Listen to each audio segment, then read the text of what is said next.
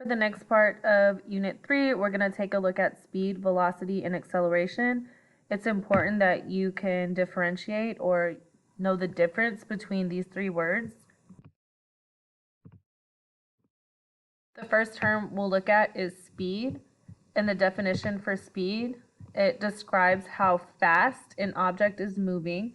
So it tells us the distance traveled over time. So how far something is going and how long it takes. There is a formula for speed that you'll find on your STAR formula chart. And to calculate average speed, we take the total distance divided by the total time. Or you'll see S equals D over T. So when you plug this into your calculator, you put the distance in, divided by, and then the time. For example, if we look at the car here, the car's speed is 50 miles per hour. So the distance it's traveling is 50 miles, and the time it takes to cover that distance would be an hour. The next term we'll look at is velocity, and velocity describes an object's speed and direction. So it has to have those two things to be considered velocity.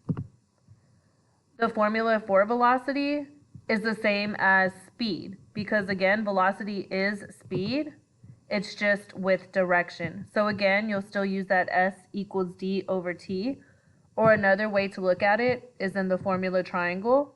So if we're looking for speed, we would cover that up, and that tells us we do distance over time, so distance divided by time.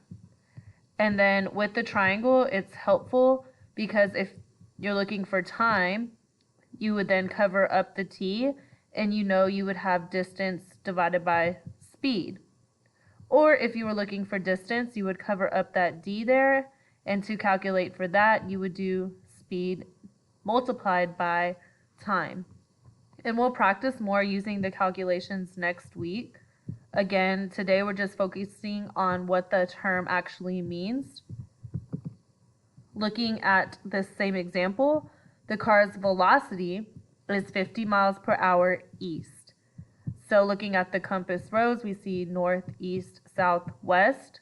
So we know the direction this car is headed is east, and the speed is 50 miles per hour. So since we have both of those, that is an example of velocity. The last term we'll look at is acceleration. So this describes how quickly velocity is changing. So it is a change of speed or direction.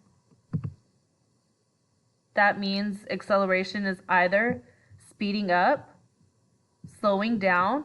The technical word would be deceleration, but it is a form of acceleration, or changing direction. So in this example, it says the car accelerates when it goes around a curve. So it's changing direction when it's going around the curve, and it is slowing down. So again, those are both examples of acceleration. Unless it's Coach G, he's probably speeding up, but that's a different story for a different time. Just remember, it's really important to know that changing direction is also a form of acceleration. That's just a common mistake we see.